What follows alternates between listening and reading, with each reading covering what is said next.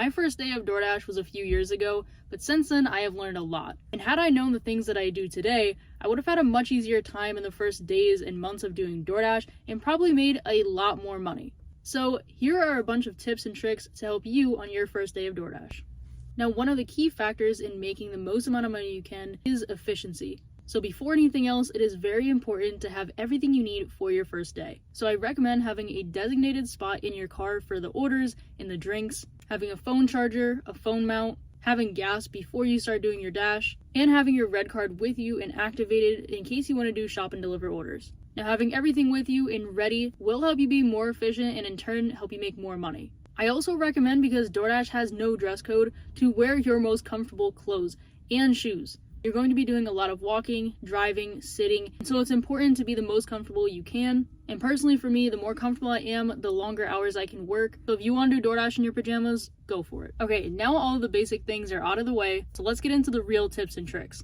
My first tip is to definitely schedule your first dash or few dashes, because although you can assume when it is going to be busy, sometimes there could be a surplus of dashers out, and really every zone is going to be different. So even though you can make some predictions, without knowing if it's really going to be busy, it's better to just schedule a dash. This way here is guaranteed that you can get on and that you can stay on and keep dashing for as long as you want. I will say that one of the most annoying things about these jobs, DoorDash, Uber Eats, any of these gig apps, is having to wait for orders. So if you can reduce that in any amount, like scheduling a dash ahead of time so you don't have to wait for it to turn red or busy, it definitely will help.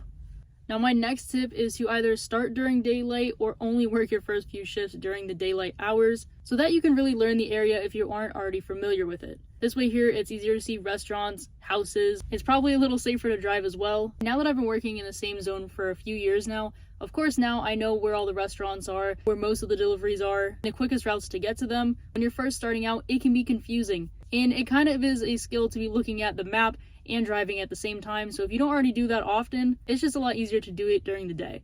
And now, of course, you may not want to do this because you may find you may make more money at night, but it's whatever makes it easier for you. Also, by starting in the morning or the afternoon, the orders will more than likely be a little slower than later in the day. It'll help you learn the app a little easier since you won't be being bombarded with a bunch of orders, and there just won't be as many people out. So starting in the morning or in the afternoon, just when it's light out, will have a lot of benefits. Now, another tip to help with efficiency, because if you're anything like me and you forget things all the time, plus it's one less thing to have to carry, is if you have an iPhone, to add your red card to your Apple Wallet. This way here, you don't have to carry it, you don't have to worry about forgetting it. So when you're at checkout, you can just pay with your phone, and it makes it so much easier and faster. Now, this is a money saving hack when you first start dashing that really you should do at any point when dashing. But a big mistake that I made in the beginning was not having a Dash or Direct card. If you don't want your money immediately, you may not care, but having a Dash or Direct card means that you can get your money instantly after every single dash. Literally the moment you end your dash, it goes right onto your card.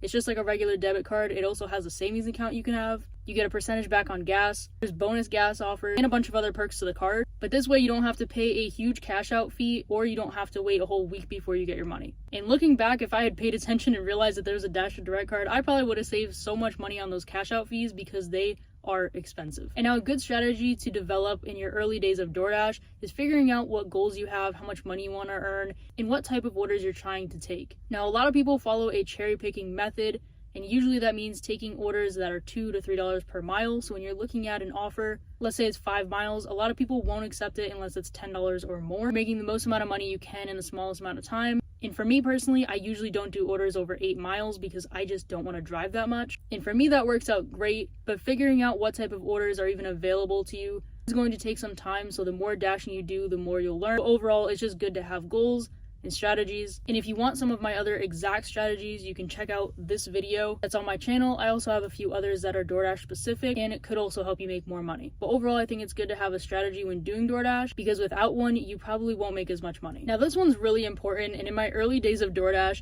I knew nothing about this. It really was a bunch of sabotage at that point because I could have been making a lot more money, and I was just doing a bunch of orders I didn't need to for literally no reason. So if you didn't know, as a dasher, you are an independent contractor, which means you can accept or decline as many orders as you want. So when you go into your app under ratings, there's a bunch of different numbers you're going to see. Your acceptance rate is one of those numbers that does not matter. Unless you're trying to be a part of the Dasher tier program, which does have its benefits, but you do have to keep your acceptance rate pretty high. So if you're interested in that, you can check it out and maybe try to keep your acceptance rate at that level. But otherwise, you cannot get deactivated for having a low or high acceptance rate. And really the only numbers that do matter in your ratings is your actual customer rating, your completion rate, your on-time or early rate, and if you have any contract violations. Those are the only numbers you really need to think about or worry about. If you want the exact updated numbers, you can always go to Doordash's website and they will tell you all the numbers to keep it above, so you're not at risk for deactivation. But acceptance rate is not one of them. And had I known this, I definitely wouldn't have taken a good amount of orders that I used to, because I was trying to keep my rate above 90%. At the time, you had to be selected for Top Dasher. It wasn't just automatic, and I never got it, but I was taking a lot of orders that I really did not need to. Now, just like any other job, it is best to get the most amount of experience you can so you can do your job the best, and in this case, make the most amount of money. So in your early days of doing DoorDash, it may be better to wait at fast food restaurants, because although the pay may be a little bit lower, you're going to see orders much more frequently. A lot of the time, fast food restaurants have the orders packaged in a way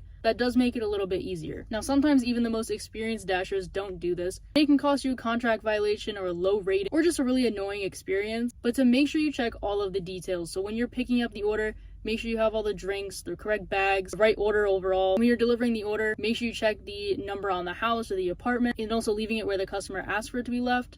And without doing all those things, it may just be a simple mistake, but unfortunately with Dasher support and just whatever, it may delay you in making more money. So it's better, especially at first, to just make sure you're checking all of the details and being a little bit more careful. And as an added tip, when you are delivering the order, be sure not to leave it right in front of the door, so that when they swing their door open, they're not just knocking over their order, or they're not even able to get it all together because the order is blocking the door. It's best to just place it on the side of the door. This way here, when the customer opens the door, they can just reach out and grab it, and then they don't knock it over and blame you for damaging their order. And lastly, with DoorDash, you don't have a boss, you don't have anyone watching over you, so it's okay to make mistakes, it's okay to take your time, contact support, ask questions, do whatever you need to, watch videos like these, because although it may be a simple job, it may look like a simple job, there are a lot of details to work out, also strategies to figure out so you can make the most money, and that may take some time. So I hope this helps you on your first day to have an easier day and to make more money.